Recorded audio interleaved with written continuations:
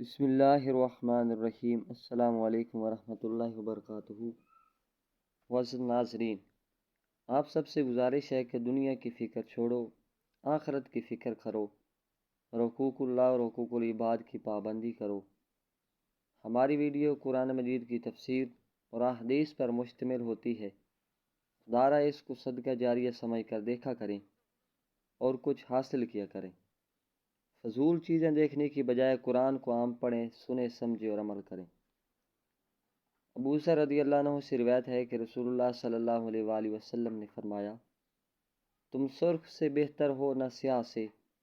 مگر یہ کہ تم اس سے تقوی کے ذریعے فضیلت حاصل کرو۔ ابو ذر رضی اللہ عنہ بیان کرتے ہیں، رسول اللہ صلی اللہ علیہ وآلہ وسلم نے فرمایا، بندہ دنیا سے بے رغبتی اختیار کرتا ہے، اللہ اس کے دل میں حکمت پیدا فرما دیتا ہے، اس حکمت کو اس کی زبان پر جاری فرما دیتا ہے۔ دنیا کا عیب، اس کی بیماریاں اور اس کے علاج پر اسے بصیرت عطا فرما دیتا ہے اور اس سے صحیح سلامت دارالسلام جنت کی طرف نکال لے جاتا ہے۔ ابو ذر رضی اللہ عنہ سے روایت ہے کہ رسول اللہ صلی اللہ علیہ وآلہ وسلم نے فرمایا، اس شخص نے فلاح پائی جس کے دل کو اللہ نے ایمان کے لیے خالص کر دیا، اس کے دل کو حسد و بغض وغیرہ سے سلامت رکھا، اس کی زبان کو راست گو بنایا، اس کے نفس کو مطمئن بنایا، اس کی طبیعت کو مستقیم بنایا، اس کے کانوں کو غور سے حق سننے والا اور اس کی آنکھ کو دلائل دیکھنے والا بنایا۔ کان اس چیز کے لیے جسے دل محفوظ رکھتا ہے، کیف ہے، اور آنکھ محل قرار و ثبات ہے، اور اس شخص نے فلاح پائی جس نے اپنے دل کو محافظ بنایا۔ عقبہ بن عامر رضی اللہ عنہ نبی صلی اللہ علیہ وآلہ وسلم سے روایت کرتے ہیں، آپ صلی اللہ علیہ وآلہ وسلم نے فرمایا، جب تم اللہ تعالیٰ کو دیکھو کہ وہ بندے کو اپنی معصیت کے باوجود دنیا دے رہا ہے، جس معصیت کو وہ پسند نہیں کرتا، تو وہ کوئی تدبیر ہے۔ پھر رسول اللہ صلی اللہ علیہ وآلہ وسلم نے آیت تلاوت فرمائی، جب انہوں نے اس چیز کو بھلا دیا جس کے ذریعے انہیں سمجھایا گیا تھا، تو ہم نے ان پر ہر چیز کے دروازے کھول دیے،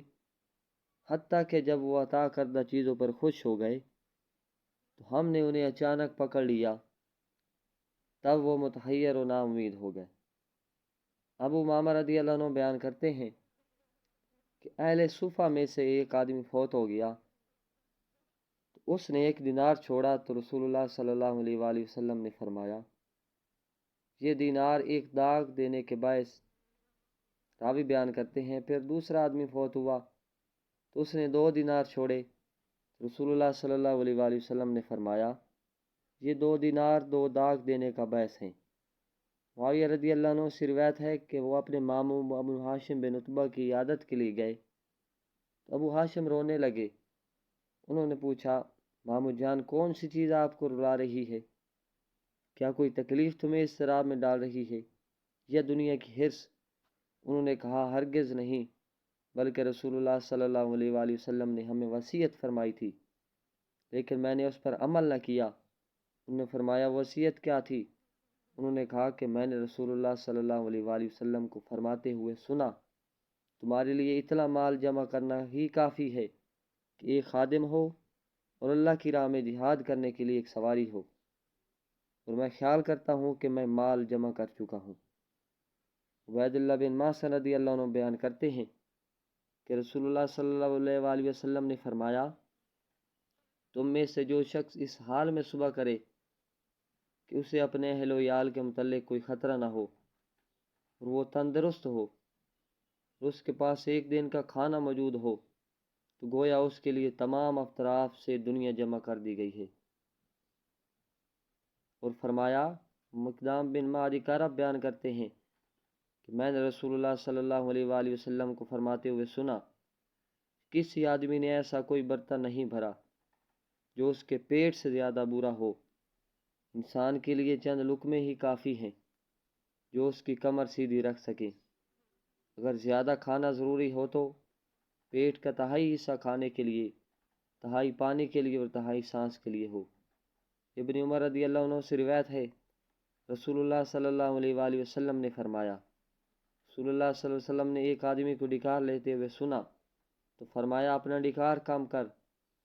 کیونکہ روز قیامت وہ شخص لوگوں سے بہت دیر تک بھوکا رہے گا جو دنیا میں خوب سیر ہو کر کھاتا تھا۔ کعب بن عیاض رضی اللہ عنہ بیان کرتے ہیں کہ میں نے رسول اللہ صلی اللہ علیہ وآلہ وسلم کو فرماتے ہوئے سنا، ہر امت کے لیے ایک فتنہ امتحان و آزمائش رہا ہے، اور میری امت کا فتنہ مال ہے۔ انس رضی اللہ عنہ نبی صلی اللہ علیہ وآلہ وسلم سے روایت کرتے ہیں، آپ صلی اللہ علیہ وآلہ وسلم نے فرمایا